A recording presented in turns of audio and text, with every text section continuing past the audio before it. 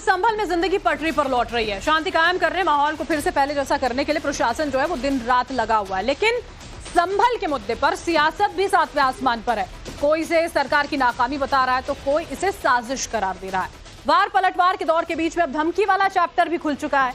हिसाब किताब करने की बातें की जा रही हैं, वो भी दंगाइयों का नहीं, ग्राउंड पर मौजूद अधिकारियों का हिसाब किताब।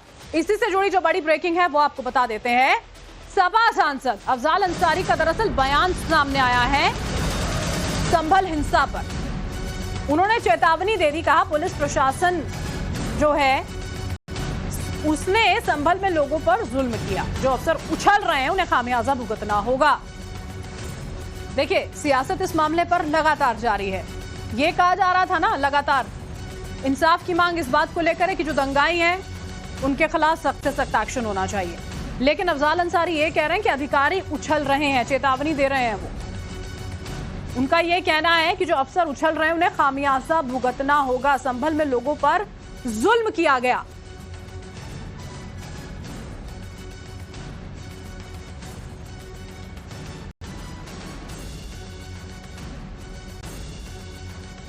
और अभी जो अधिकारी गोलियां चलाने के बाद भी वहीं जमे हुए हैं और चुरुक रहे हैं, इन सबको खामियाजा भुगतना पड़ेगा।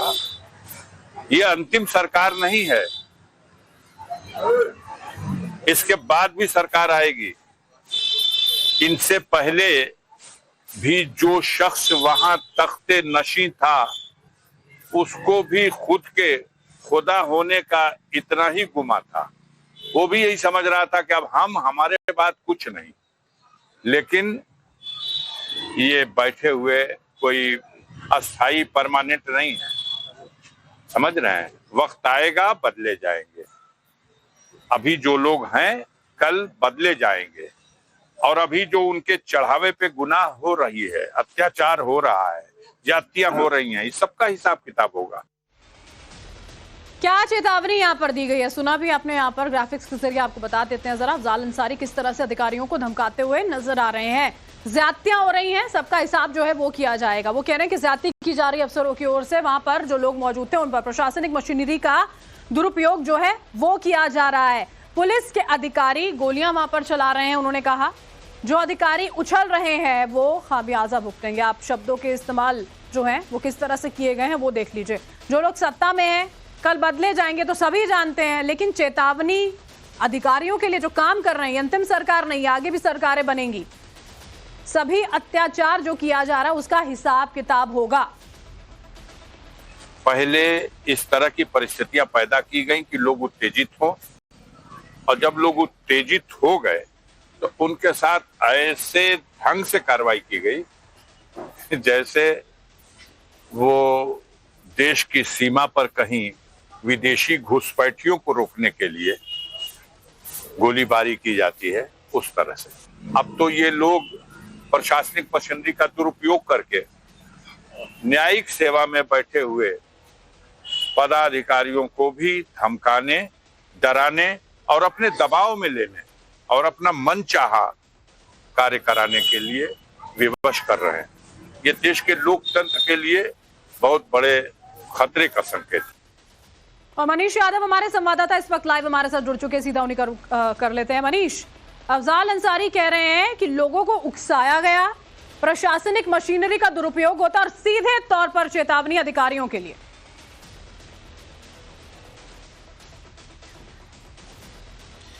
देखिए, अपनी सियासत चमकाने के लिए मुस्लिम मतों पर ठेकेदारी करने की विद्या में अफजल अंसारी माहिर हैं। तौकीर रजा की जो परिपाटी है उसे अफजल अंसारी निभा रहे हैं।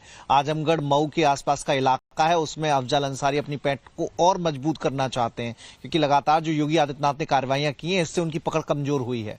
और यही वजह है कि इस तरह के बयान उनके सामने आते रहते हैं। ये दरअसल सगे संभल में जो लोग मारे गए हैं उनके भी नहीं है। इन्हें अपनी सियासी दुकान चमकानी है, जिसके लिए इस तरह की बयानबाजी कर रहे हैं और अपनी पार्टी की उसी लाइन को आगे बढ़ा रहे हैं, जिसमें समाजवादी पार्टी के नेता और खुद समाजवादी पार्टी के राष्ट्रीय अध्यक्ष अखिलेश यादव सवाल उठा रहे हैं कि वहां पर जो हुआ वो प्रशासन के चलते हुआ लगातार वो ट्वीट करके, पुलिस अफसरों के ट्वीट करके सवाल खड़े कर रहे हैं, एसपी पर सवाल खड़े कर रहे हैं। और ये दरअसल इसकी शुरुआत कुंदरकी से हुई थी, क्योंकि कुंदरकी में समाजवादी पार्टी बुरी तरीके से परास्त हुई है। ऐसे में कहीं मुस्लिम मतों पर जो उनकी पकड़ है वो कमजोर हो गई है, उसे कैसे वापस लाना है, क्योंकि कांग्रेस भी इस समय मैदान में है। कांग्रेस ने भी लोकसभा की अच्छी खासी सीटें हासिल की हैं, तो ऐसे में कहीं वो वोट बैंक कांग्रेस की ओर मूव न कर जाए, तो ऐसे में बहुत जरूरी है कि मुस्लिम लोगों के साथ खड़ा हुआ जाए और उसके लिए इस तरह की बयानबाजी की जाए। तो वही समाजवादी पार्टी कर रही है और उसके सांसद उसी रणनीति पर आगे बढ़ रहे हैं। याद होगा आपको मनीष, कुछ दिन पहले सपा सांसद रामगोपाल यादव ने भी कुछ इसी तरह की बात जो है वो कही थी। अपने दर्शकों को पहले वो सुनवा देते, मैं वापस आपके पास लौटूंगी। सर, संभल में आज सर्वे करने गई थी टीम, वहां पर पत्थरबाजी हुई है पुलिस के। तो होगी पत्थरबाजी, पुलिस ऐसा कार्रवाई करेगी। लूटेगी अगर, तो आगे चल के लोग क्या करेंगे? निराश हो। लोगों को आतंकित करने के लिए जैसे आतंकवादी डराते हैं, धमकियां देते हैं, जैसे और कुछ लोग धमकियां देते हैं कि ऐसा कर देंगे, तो वो अधिकारी न रह के आतंकवादी हो गए और आतंकवादियों की तरह बिहेव करने लगे, आम जनता को भी आतंकित करने का काम करने लगे। सर, संभल में आज सर्वे करने गई थी टीम, वहां पर पत्थरबाजी हुई है पुलिस के। तो होगी पत्थरबाजी, पुलिस ऐसा कार्रवाई करेगी। लूटेगी अगर, तो आगे चल के लोग क्या करेंगे? निराश हो। लोगों को आतंकित करने के लिए जैसे आतंकवादी डराते हैं, धमकियां देते हैं, जैसे और कुछ लोग धमकियां देते हैं कि ऐसा कर देंगे, तो वो अधिकारी न रह के आतंकवादी हो गए और आतंकवादियों की तरह बिहेव करने लगे, आम जनता को भी आतंकित करने का काम करने लगे। मनीष लगातार हमारे साथ बने हुए हैं। मनीष, रामगोपाल यादव ने तो अधिकारियों को आतंकियों से उनकी तुलना यहां पर कर दी थी। समाजवादी पार्टी का एक एक नेता इसी तरह की बयानबाजी कर रहा है, यानी कि तथ्यों को दरकिनार कर सिर्फ और सिर्फ सियासत चमकानी है।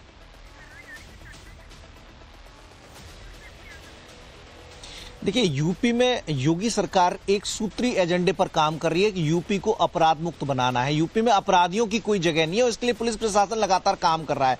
गुंडे माफियाओं के खिलाफ चुन चुनकर कार्रवाई की जा रही है। समाजवादी पार्टी को शायद यही बात नागवार गुजर रही है।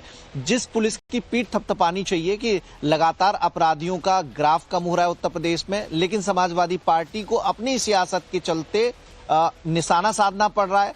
पुलिस जिसका काम लॉ एंड ऑर्डर को मेंटेन करना है और उसके लिए चाहे वो लाठीचार्ज करना पड़ा हो और जरूरत सख्त कार्रवाई की रही हो तो वो की जाती रही है, लेकिन उस पुलिस को आतंकी बताना, इससे जाहिर होता है कि समाजवादी पार्टी किस मानसिकता के साथ काम कर रही है। समाजवादी पार्टी के नेता राजनीति को किस स्तर तक ले जा रहे हैं कि जहां पर पुलिस पर उन्हें निशाना साधना पड़ रहा है। संभल में हालात किसी से छिपे नहीं है, लगातार एक के बाद एक वीडियो वायरल हुई है जिसमें सीसीटीवी फुटेज भी शामिल है कि कैसे लोग पुलिस पर पथराव कर रहे थे। पुलिस की पहली जिम्मेदारी थी कि वहां पर लॉ एंड ऑर्डर मेंटेन करे और पथराव को रोका जाए, उपद्रवियों को वहां से तितर बितर किया जाए और उसी हिसाब से कार्रवाई वहां पर की गई। ऐसा संभल के एसपी का बयान आया और पुलिस मुख्यालय की ओर से भी ये बराबर कहा जाता रहा है, ट्वीट के जरिए भी जानकारी दी जाती रही है। लेकिन बावजूद इसके समाजवादी पार्टी के